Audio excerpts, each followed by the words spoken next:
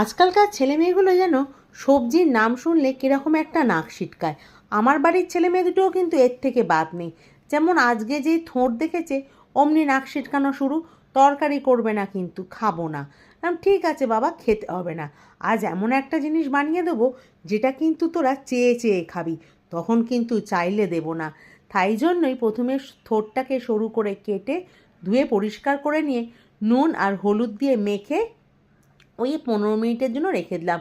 কড়াইতে তেল গরম করে ভেজে নিলাম বেশ কিছুটা পরিমাণে বড়ি, আর তারপরেই ওই তেলের মধ্যে ফোড়নে দিলাম সর্ষে, শুকনো লঙ্কা আর কারি পাতা। কারি পাতার গন্ধ ওরা বেশ পছন্দ করে, আপনারা চাইলে নাও দিতে পারেন।